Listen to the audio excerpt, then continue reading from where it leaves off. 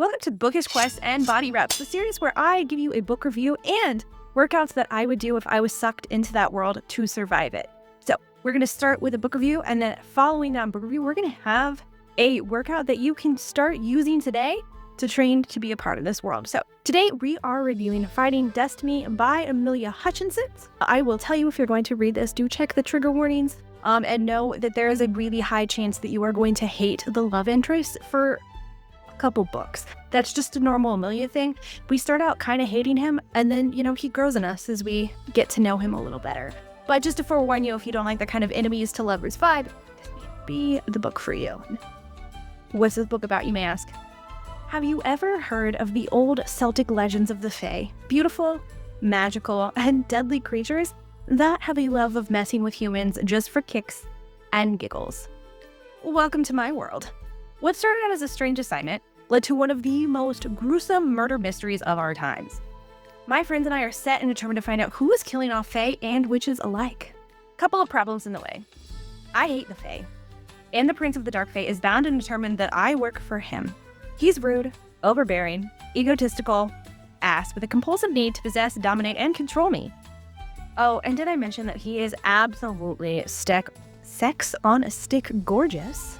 And he makes me feel things that I never ever wanted to feel for a Fae.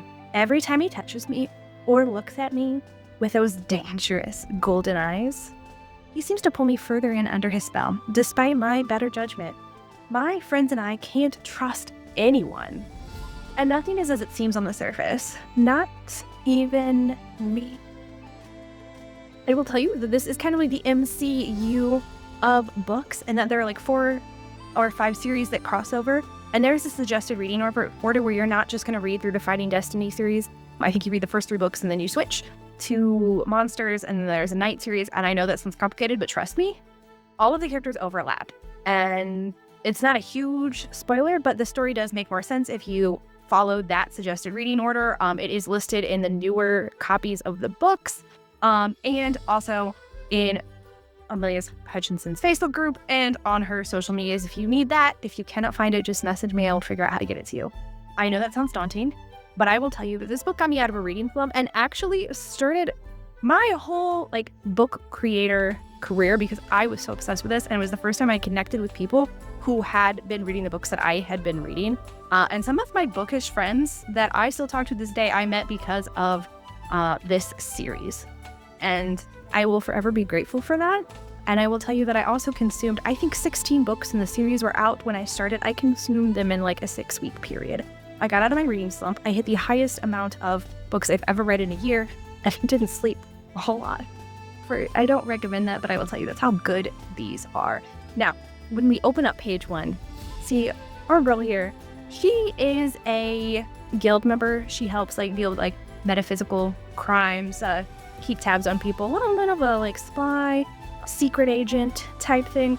So the first kind of workout that I would do if I was going to do this would be any kind of climbing, sneaking type stuff. I like to do these on playgrounds.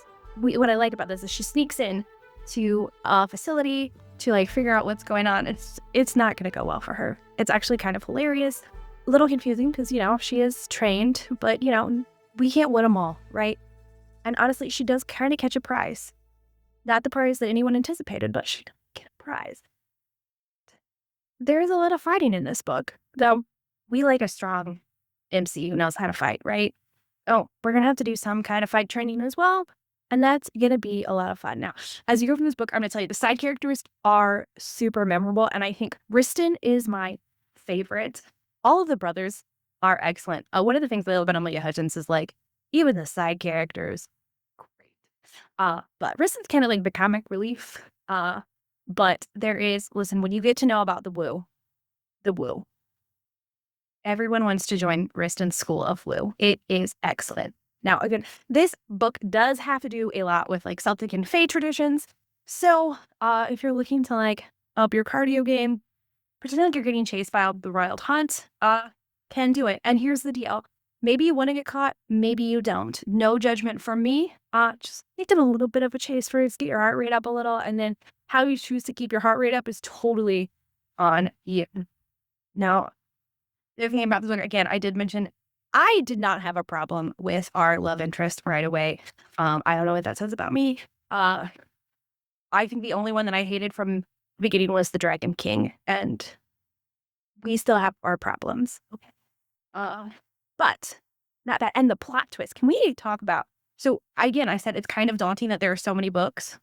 Don't you worry, because the plot twist, it's not just like, suddenly you think you've come to the resolution and it just spirals off into like some kind of, like from beginning to end, this is a journey and a ride. And it's like watching the world's best movie or TV show, because it just keeps getting better and better. And you don't see them coming.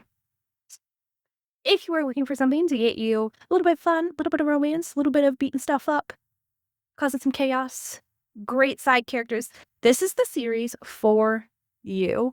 Enemies to lovers, a little bit of dark romance, some bully romance, all that kind of stuff. There's fae, there's witches, there's vampires, there's shifters, there are demons, there are hybrids of all of those things. You get it all, okay? And there is like a world-ending event that doesn't end the world, but it does make things interesting. There's kidnapping, there's, you get all of the things that you could ever want, and they go together well and flow seamlessly. So with that being said, we've gone over some of the basics of what I would do to train, but here is a full workout that I would do if I was going to try fighting Destiny. Welcome to the training portion of our book review. Now, if you are going to be fighting, we want to make sure we wrap those hands, protect our knuckles as we fight our foes. Now, it's going to be a lot of fight training and a lot of evasive maneuvers because we are working for the guild. Now, we are going to start with a burpee. I know, but hear me out. When you're doing that burpee, you're coming straight down to the ground, ducking under their throws, and then coming up under their hands to knock them out. Then we're going to move into a bear hold. Why? We're going to be hiding a lot, and we're going to need to be able to hold these forms. And when we're in our bear hold position, we can maneuver way better than we can when we're in a plank. So if you want to play around with that, that skill will come in handy in a little bit. Then we are going to move into our deep squats. You want your weight in your heels, your feet flat on the floor. If you cannot get quite into this position yet, hold on to something while you squat to help shift your balance back. I'm going to go as low as you can. And then we are going to put those moves together. So pretend you are sneaking around. We're coming into that low squat, right into that bear hold. Then we're going to come down onto the ground, maybe crawl under an obstacle, then back up into that bear hold to peek up and see if we can see anything, back up into that squat hold because we need a little bit more to look out, then right back down. Maybe we need to move around through some tunnels or through some vents to try to find our target, but always ready to be prepared to pop up and start fighting our enemies. See, I told you that was coming handy. And then lastly, again, nothing would be complete without some kind of climbing training. You can do this in a tree in your backyard. If you have a playground around your area, that would work too. Anything you can do to work on building those muscles and pulling yourself up. And it's a little bit of problem solving too when you get in that tree.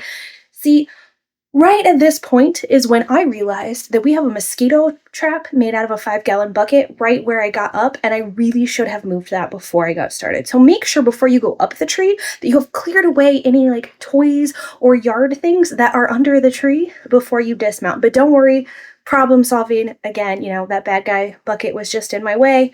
I did get out of the tree safely and securely with only one scrape.